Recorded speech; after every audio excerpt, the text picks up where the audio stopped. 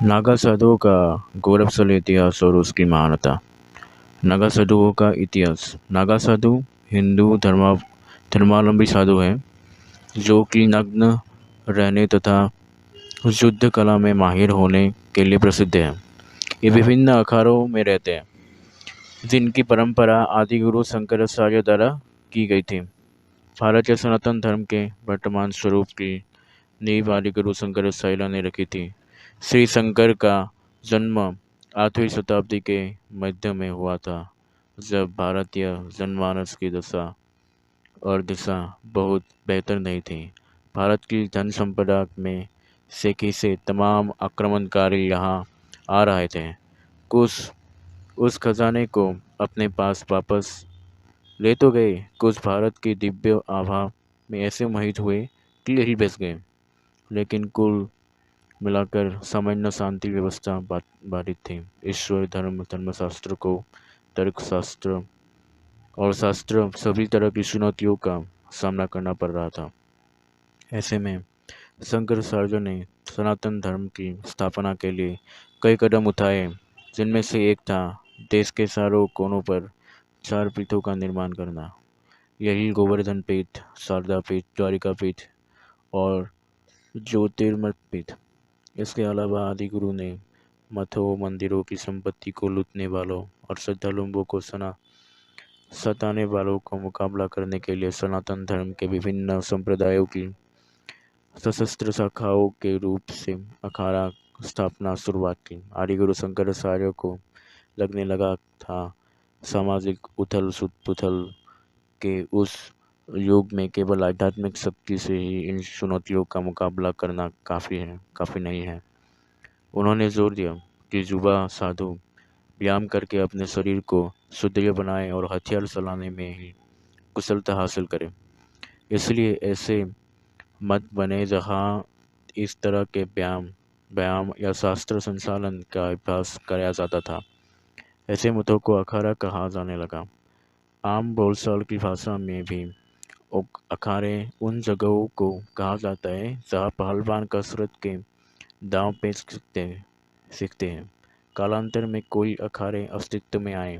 शंकराचार्य ने अखाड़ों को सुझाव दिया कि मठ मंदिरों और श्रद्धालुओं की रक्षा के लिए ज़रूरत पड़ने पर शक्ति का प्रयोग करें, और इस तरह ब्रह्माक्रमणों के उस दौर में इन अखाड़ों में एक सुरक्षा कवच का काम किया। कई बार स्थानीय राजा महाराज विदेशी आक्रमण की स्थिति में नागा योद्धा साधुओं का सहयोग किया करते थे। इतिहास में कई गौरवपूर्ण युद्धों का वर्णन मिलता है जिनमें 50,000 से ज़्यादा नागा योद्धाओं ने हिस्सा लिया। अहमद शाह अब्दाली द्वारा मथुरा वृंदावन के बाद गोकुल पर आक्रमण करने के समय नागा साधुओं ने उसकी सेना का मुकाबला करके गोकुल की रक्षा की। नागा साधुओं की विशेष लोकप्रियता है। सन्यासी संप्रदाय से जुड़े साधुओं का संसार गृहस्थ जीवन से कोई लेना देना नहीं होता। गृहस्थ जीवन जितना कठिन होता है, उससे 100 गुना ज़्यादा कठिन नागाओं का जीवन होता है। यहाँ प्रस्तुत है नागा से जुड़ी महत्वपूर्ण जानकारी। नागा अभिमरण मंत्र। ओम नमो नारायण। नागा का ईश्वर। शिव के भक्त नागा साधु शिव के अलावा किसी को भी नहीं मानते। नागा वस्तु त्रिशूल, डमरू, रुद्राक्ष, तलवार, शंख, कुंडल, कमंडल, करा, सिमटा, कमरबंद और कोपिन, सिलुम, धुनी के अलावा भूभूतारी। नागा कार्य। गुरु की सेवा, आश्रम का कार्य, प्रार्थना, तपस्या और लोक क्रियाएं करना। नागा दिनचर्या। नागा साधु सुबह 4 बजे बिस्तर छोड़ने के बाद नित्य क्रिया व स्नान के बाद श्रृंगार करते हैं। इसके बाद हवन, ध्यान, ब्रजोली, प्राणायाम, कपाल क्रिया वो नौली क्रिया करते हैं। पूरे दिन एक बार शाम को भोजन करने के बाद फिर से बिस्तर पर चले जाते हैं। 7 अखाड़ा की नागा साधुओं का निर्माण करते हैं। संतों के 13 अखाड़ों में 7 सन्यासी अखाड़ों नागा साधु बनाते हैं। यह है जूना, महानिर्वासी, निरंजनी, अतल, अग्नि, आनंद, आवाहन अखाड़ा। नागा इतिहास। सबसे पहले वेद व्यास ने संबंधित रूप से बनवासी सन्यासी परंपरा शुरू की। उनके बाद सुखदेव ने, फिर उनके ऋषि और संतों ने इस परंपरा को अपने अपने तरीके से नया आकार दिया। बाद में शंकराचार्य ने सार मत स्थापित कर दशनामी संप्रदाय का गठन किया। बाद में अखाड़ों की परंपरा शुरू हुई।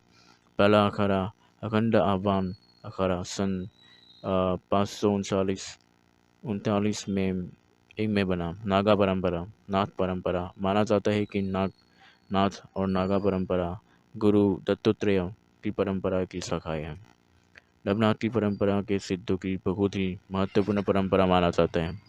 गुरु मृत्येंद्रनाथ, गुरु गोरखनाथ, साईनाथ बाबा, गजानंद महाराज, अ, कनिफनाथ, बाबा रामदेव, तेजाजी महाराज, सोरंगीनाथ, गोपीनाथ, सुनकरनाथ, भृत्युहरि, जाल त्रिपाव आदि, ये सभी समुदाय प्रमुख नाथ थे।